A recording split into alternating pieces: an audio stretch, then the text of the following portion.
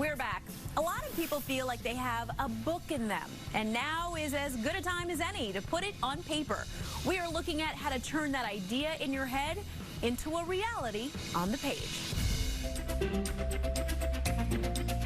If you've ever told someone a story from your life and they said, you should write a book about that, well, this is for you. For a lot of people, they really want their story shared, if not with the world, at least with their family. Sandi Masori, best-selling author of Book It, shares her tips on how aspiring authors can turn their life stories into literature.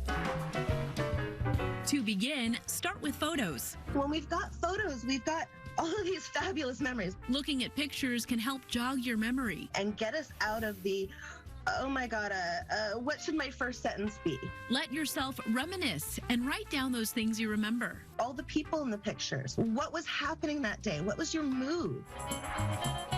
Next, break it down with story prompts. An easy thing is at first you just do a brain dump. Just get it all out of your head. Write down your ideas and thoughts with 3 or 4 words onto a small strip of paper. Then put them into a jar. So you can pull one out and you can just give your, first job, yeah.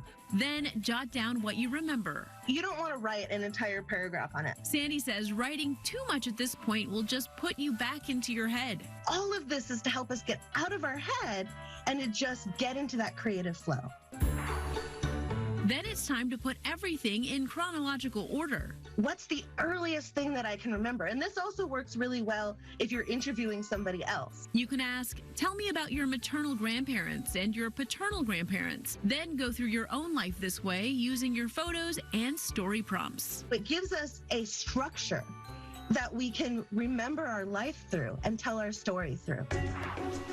Finally, record it on your smartphone. It's going to prompt that next idea more than sitting on the keyboard. Since staring at a blank page can sometimes be intimidating, grab your phone and say, today I'm just going to tell you about my 3rd birthday party because I just remembered what happened on it. Once you've recorded everything you need, upload it to an inexpensive transcription site like Temi or Scribby. And now you've got something written that you can edit your way through. Turning stories from your life into chapters of a book.